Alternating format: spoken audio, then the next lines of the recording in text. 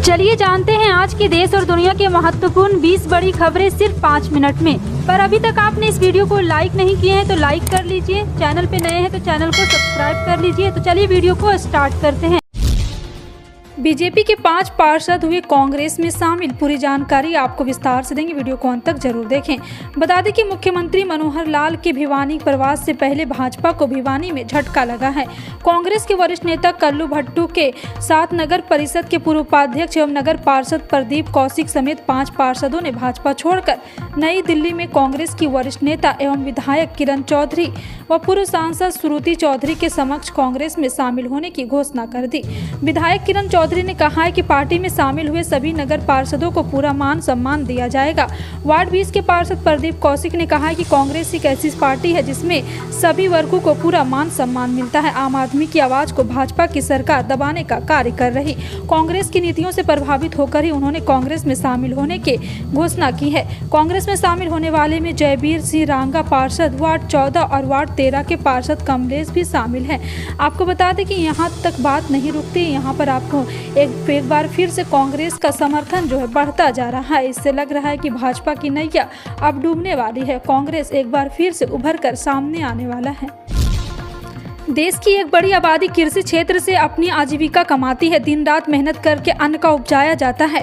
इतनी कड़ी मेहनत के बावजूद किसानों का एक तबका आर्थिक तौर पर कमजोर है। ये किसान बेहद छोटे रकबे में खेती करके अपनी रोजी रोटी कमाते हैं। केंद्र और राज्य सरकारें इन किसानों के आर्थिक सशक्तिकरण के लिए कई परियोजनाएं चला रही है।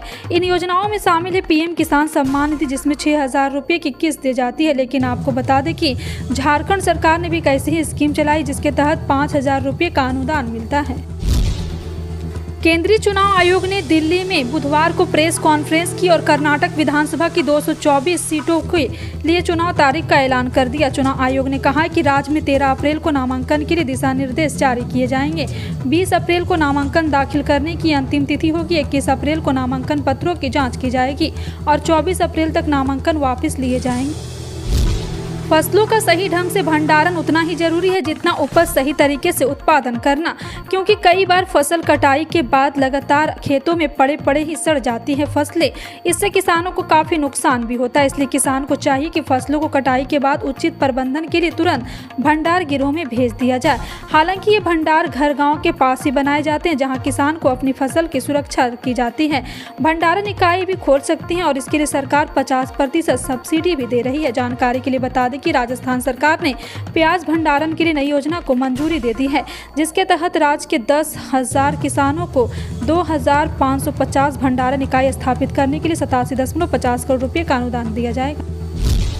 राजस्थान में राइट टू हेल्थ बिल को लेकर डॉक्टरों का विरोध प्रदर्शन जारी है। जहां इतने दिनों से प्राइवेट डॉक्टर सड़कों पर उतरकर बिल का विरोध कर रहे हैं, तो वहीं अब बुधवार को करीब 19,000 सरकारी डॉक्टर हड़ताल पर रहेंगे। मुख्यमंत्री ने यहां पे अशोक गहलोत ने कहा है कि लगातार अपील के बाद भी डॉक्टर पीछे हटने को तैयार नहीं। ऐसे में अब राजस्थान सरकार ने डॉक्टरों के लिए नोटिस भी जारी कर दिया है।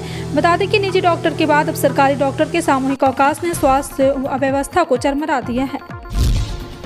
देश में एक बार फिर कोरोना के मामलों में इजाफा देखने को मिल रहा है। ऐसे में केंद्रीय स्वास्थ्य मंत्रालय ने कोविड-19 प्रबंधन की तैयारियों की समीक्षा के लिए राज्य को एक और नोटिस दिया है। केंद्र शासित प्रदेश के साथ बैठक भी की। पिछले 2 हफ्तों में यह तीसरी बार है जब शीर्ष अधिकारी ने राज्यों को कोरोना के मामलों में बढ़ोतरी के खिलाफ चेतावनी दी।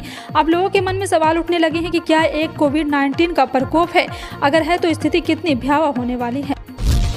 कांग्रेस अध्यक्ष मल्लिकार्जुन खड़गे ने बुधवार को प्रधानमंत्री नरेंद्र मोदी पर तीखा हमला बोला है। खड़गे ने कांग्रेस नेता राहुल गांधी के अरबपति कारोबारी गौतम अडानी की सेल कंपनियों के खिलाफ आरोप को दोहराया और सवाल किया कि उनकी कंपनी में 20,000 करोड़ रुपए का निवेश किसने किया है।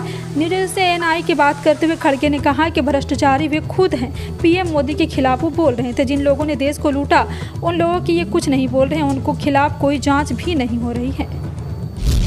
बिहार की राजनीति में पिछले दिनों सबसे बड़ा सवाल था कि तेजस्वी यादव कब सीएम बनेंगे, कब नीतीश कुमार सीएम पद छोड़ तेजस्वी की ताजपोशी कराएंगे। लालू यादव और नीतीश कुमार के बीच जो कथित डील हुआ है वो डील कब पूरी होगी, अब ये सवाल नेपथ्य में चला गया है। तेजस्वी यादव ने विधानसभा में ऐलान किया है कि वो सीएम के रेस में नहीं है। तेजस्वी के इस ऐलान को राजनीति के जानने वाले उनका नीतीश के सामने नमस्तक होने बता रहे हैं। बिहार में महागठबंधन की सरकार पिछले साल अगस्त में बनी थी। इस सरकार में 7 पार्टियां शामिल है। महागठबंधन की सबसे बड़ी पार्टी आरजेडी है और आरजेडी के 89 विधायक है, जबकि जेडीयू के महज 45 हैं।